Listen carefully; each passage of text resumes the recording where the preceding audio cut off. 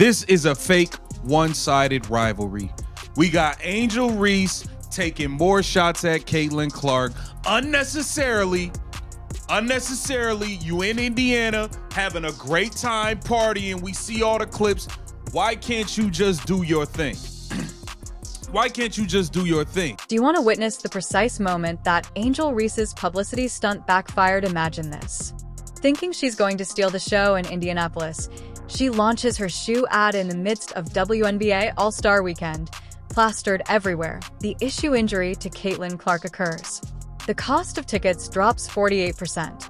All of a sudden, it appears that Reese is attempting to take advantage of an empty stage with her entire campaign. The figures are honest. Theatrics don't matter when Clark isn't around. We're dissecting all of Reese's embarrassing moments from that weekend and how she's being ruined. To make fun of Baby Giraffe's most recent escapade, leave a comment below. Come on. But can Sarah Spain and the media stop going out there and saying that the Caitlin Clark needs to do something to stop all this, when it is very clear this is a one-sided beef, and the one-sided beef is not from Caitlin Clark? Everyone believed that women's basketball would finally become a part of the mainstream sports culture during All-Star Weekend. Do you know what was expected to occur? Reese versus Clark in Indianapolis, yelling in crowded arenas. Reaching record-breaking viewership would force ESPN management to take notice to women's sports. It was all set up like a Hollywood screenplay. We do start our show, though, with unfortunate news out of the WNBA. Caitlin Clark announced today that she will miss both the three-point contest and the WNBA All-Star Game this upcoming weekend in Indiana after re-aggravating a groin injury in that final minute of Tuesday's win over the Connecticut Sun. Clark had missed 4 games and the Commissioner's Cup final with that groin injury earlier this month, and now will be out for this weekend's festivities, which really stinks for fans, but you know that if there was any way that she could be out. However, a few days before the weekend, Clark's groin ailment is revealed, and all of a sudden, the foundation begins to crumble. For months, fans had been organizing this trip. They intentionally purchased tickets to Indianapolis so they could see Caitlin Clark play on her home field. The hotels were completely booked. Restaurants were getting ready for throngs they hadn't seen since March Madness was brought to town by the NCAA tournament. The marketing initiatives were already well underway. The Clark-Reese rivalry was expected to draw attention and involvement. Therefore, corporate sponsors had invested a significant sum of money on this weekend. Nike was prepared with limited editions. ESPN was marketing this as a must-watch show. Countdown tweets and speculations about who would win were all over social media. The story we have been following throughout the past 2 days surrounds the superstar herself, Caitlin Clark, the WNBA star, the Indiana Fever star, Caitlin Clark. She's going to miss all the action on the court. The ideal setting for Clark was thought to be her home state advantage. Indiana basketball supporters were prepared to fill Gainbridge Fieldhouse and demonstrate to the rest of the league what true basketball fervor looks like. The plot was self-explanatory. At the largest WNBA tournament of the year, the hometown hero takes center stage. Then, as word got out on social media about Clark's injury, the cascade of events began to unfold. All of those meticulously planned marketing strategies suddenly appeared dubious. The primary plot point in which everyone was interested abruptly disappeared. The sound of the air exiting the balloon was almost audible. Caitlin Clark gets hurt, and guess what? Your demand vanishes because people ain't going to pay up to see these athletes that are ungrateful that their sport's growing. People aren't paying up for that. And we are here, right here. The tickets for this game, for this All-Star game, they've dropped by 50%. This wasn't simply any player suffering an injury. Clark has introduced fresh perspectives to the league on his own. She converted non-fans of sports into WNBA fanatics. Even those who had no interest in women's basketball tuned in to see what all the excitement was about thanks to her. The player who truly made a difference was lost because of her absence. Instead of serving as the championship weekend for women's basketball, it served as a case study for how flimsy the WNBA's momentum is. All that anticipation, all that build-up, and all those corporate funds staking bets on unprecedented success. When she was unable to, it all depended on one player being well enough to play. You could see how crucial Clark's star power was to the league's recent expansion. But when it comes to the vendors in the arena, the shops in the arena, they're not going to have the same amount of people patronize their business as they would if Caitlin Clark was there. The surrounding restaurants, the surrounding areas, the surrounding attractions, they're not going to have the same number of people patronize their business as they would if Caitlin Clark was healthy. The well-organized women's basketball celebration ended up serving as a reminder of the league's ongoing challenges. However, someone else saw a chance to make the weekend all about them while Clark was coping with a real ailment and disappointed supporters who truly wanted to see her play. Reebok, Angel Reese are taking shots at Caitlin Clark, using her as promo. Angel Reese, let's be clear here. Let's just be all the way clear here. Angel Reese is a solid basketball player.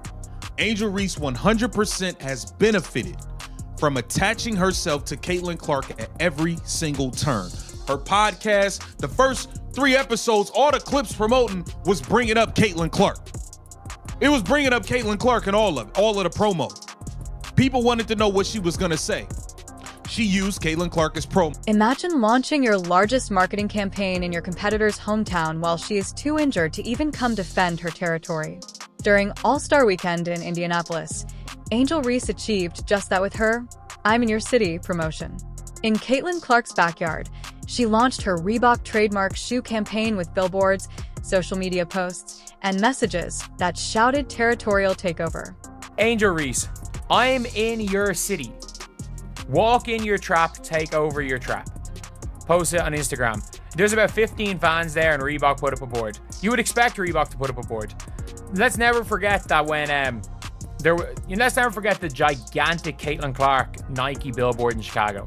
Let's never forget that. So if Reebok didn't put up a board for Angel Reese, depending on your perspective, the timing couldn't have been more premeditated or worse. Being in Indianapolis, Reese's squad planned the entire campaign with the knowledge that it was Clark's home field. The sneaker launch was more than just a product introduction. Making a statement in hostile territory was the goal. As you continue to take shots at her, and then when them shots get fired back, nobody likes it. We don't have no videos of Caitlin Clark really taking shots at Angel Reese. Look at what Angel Reese and Reebok are doing for views. Walk in your trap, take over your trap. This is promo they're doing in Indianapolis, where Caitlin Clark plays. That is a clear shot. It's a clear shot. Like I said, this is a fake rivalry. I think you've won 1 game versus Caitlin Clark. You've never won in Indiana at all. It's just like you continue to attach yourself to her at every turn and use her as promo. Let's be honest about what transpired. Reese sprayed. Enter your trap. Use Bankroll Fresh's song to take over your trap on her Instagram story, as well as take over your trap messaging across social media. Do you know what it sounds like when your primary rival is sidelined due to an injury? You seem to be attempting to win a combat in which your opponent is unable to even appear. Social media responses from fans told the entire tale. Given the situation, some were labeling it classless and opportunistic. While some fans praised the marketing strategy, many more wondered why Reese felt the need to go to such lengths while Clark was recovering from a real ailment. The remarks varied from lighthearted jokes to outright critiques of the timing. Caitlin Clark has never said a negative word about Angel Reese. Caitlin Clark has never said a negative word, or to be honest, when it comes to Caitlin Clark, she did show it by her actions. She didn't need to say, I'm taking over Chicago. She did, however, go and put up 31 and 12, set a career high with 12 assists, to be the only player in the history of the WNBA ever to have 31 and 12 in a game. She did, in fact, do that and then try to hype up the Chicago crowd. So it's fair enough, you want to say, oh, Caitlin Clark did this, then show it with your actions. Go and win MVP. Don't just be like, this is my city. Don't just come in and be like, this is my city. You've never won a game. Has she won a game in Indiana? I don't think she's ever won a game in Indiana. I actually do not think she has won a pro game in Indiana. This is when things start to get interesting. Instead of changing her strategy, when Clark's absence was formally announced, Reese doubled down. The league's other players were considerate of Clark's predicament and restrained their competitive remarks. Not Ree. She continued to advance the campaign as if nothing had changed. The difference was clear.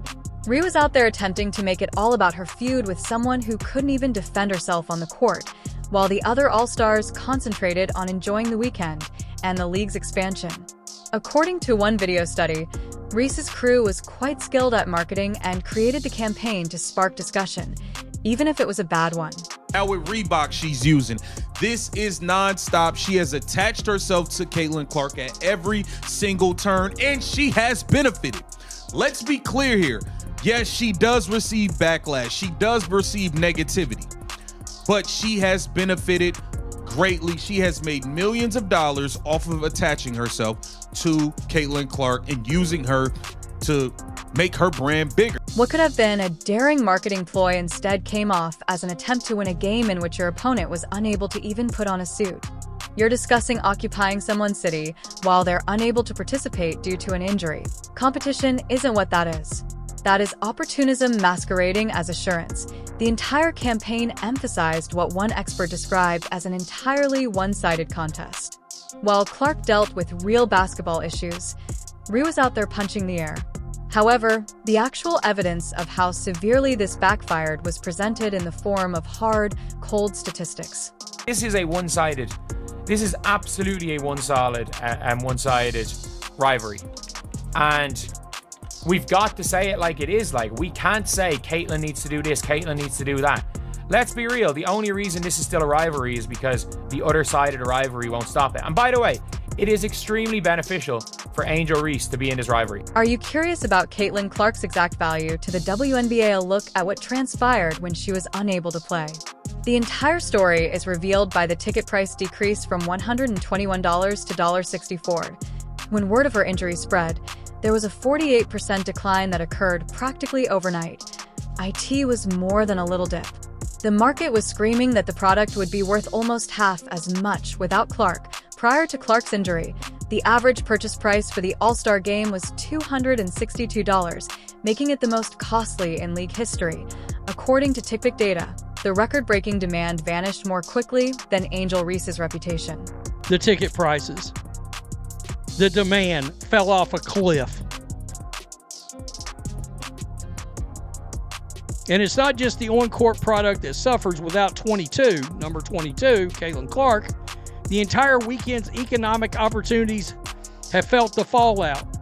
This was conveyed with a July 18th post from NBA Central that wrote, quote, "The get-in price for the WNBA All-Star Game in Indianapolis has dropped 48% from $121 a ticket to $64 a ticket after the news broke that Caitlin Clark won't be playing."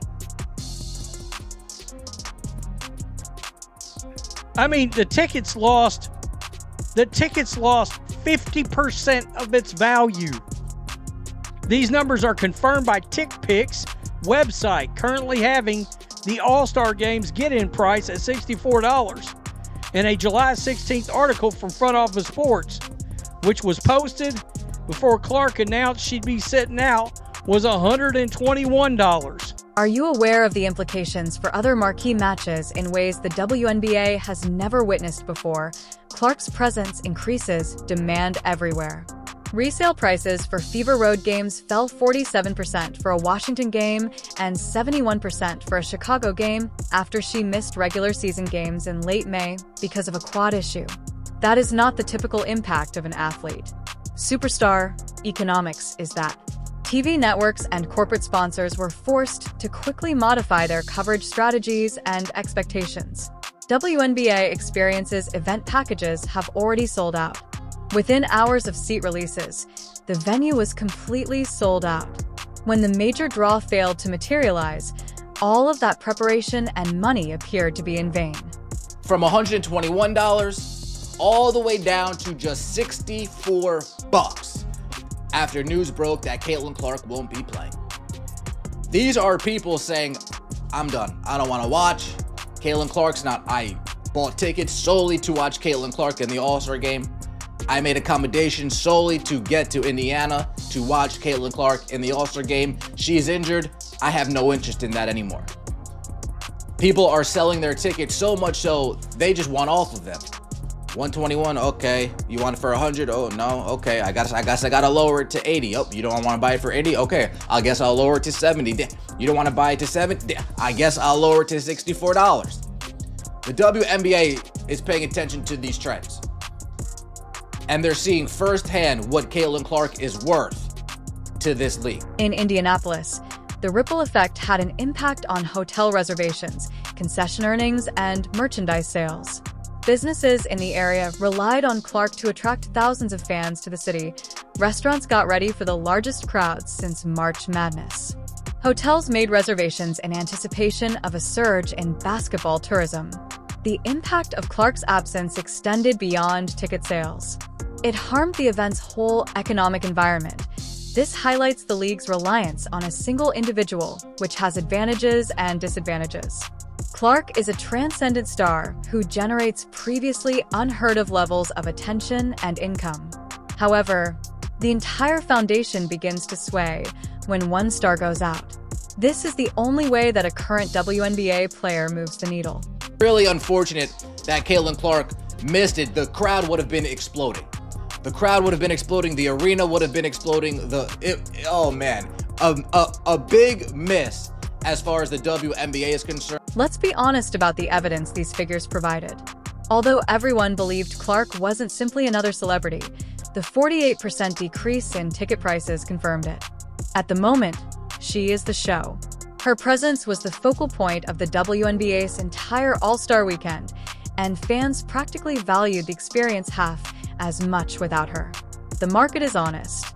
The players concluded that now was the ideal moment to establish their own demands, even as the economy collapsed and Clark's irreplaceable importance was demonstrated.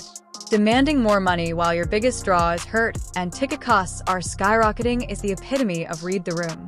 When WNBA players chose to wear "Pay Us What You Owe Us" shirts before All-Star Game warm-ups, that is precisely what happened. It couldn't have come at a worse time. The arrival of the protest shirts coincided with the weekend's lowest point in fan sentiment. Because Caitlin Clark was unable to play, the event recently saw a roughly 50% drop in ticket sales, and the participants decided to seek greater remuneration at that very moment. Do you know how that would appear to supporters who have just witnessed their investment lose 48% of its value in a single day? I mean, you're going to mess around and a large, massive group of fans are going to be like, enough is enough. We've never had to see anything like it in sports, but you don't see these other leagues going around talking crazy about their fan bases all the time, like this league does. It's continuous. They're running their mouth about the people that are paying money to see them. You don't have other jobs where people walk up. You're in a public job that's in front of the world. Players want a larger piece of the pie at the very moment when the worth of their product was being questioned. The WNBA is currently negotiating a CBA with players who are calling for improved travel arrangements, increased pay, larger rosters, and greater assistance for moms. Although the timing gave the impression that the players were totally oblivious to the economic reality unfolding in real time, these are valid worries that merit consideration. Let's be honest about how supporters responded to this. The irony of asking higher compensation when barely half the audience turned up for one player who wasn't even there was brought to light by the outpouring of anger on social media. Many fans thought the players were biting the hand that feeds them, and comments varied from perplexity to downright rage. The visuals were awful. A bunch of players and coaches of the last few days have complained without being fine-worthy about officiating. I just want to see about your thoughts on if officiating is an issue and how it can be improved. Because clearly there seems to be problems or disconnect between what players and coaches feel and what officials are actually calling. The protest's valid concerns were overshadowed by its ill-timed execution. Players are upset that their pay hasn't increased in line with the league's expansion, particularly in light of a new broadcast rights agreement worth $2.2 billion that will begin in 2026. The league's strategy, which prioritized wage caps over satisfying player demands for more equitable revenue distribution, was attacked by WNBA President Neko Awick. What do other professional leagues do you know? Labor protests are not held during their showpiece events. During All-Star Weekend, NBA players are not allowed to wear protest shirts. The Super Bowl is not a venue for contract disputes in the NFL. These discussions have their place and time, and All-Star Weekend isn't it. Fans were already beginning to have a miserable weekend, and this only made things worse. After Clark is hurt, ticket prices plummet, players begin to demand higher fees, and the whole enterprise collapses. Players reject the talks as a lost chance, despite Commissioner Kathy Angelberg calling them fruitful and beneficial. I know as a fan of sports for 60 years now, I know that, no one's ever happy with officiating. All sports deal with it, but we're working hard to make sure we're putting the best product out on the court, and our officiating then follows that. Although the protest brought attention to legitimate problems, it came across as players asking for pay increases while their top star was benched and their product was becoming less valuable. Clark herself expressed her opinion that we should be paid more. However, it wasn't her who participated in warm-ups sporting protest jerseys. Here's why. In the long term, none of this gloom and doom matters. This last weekend shown that Clark is more than just a player.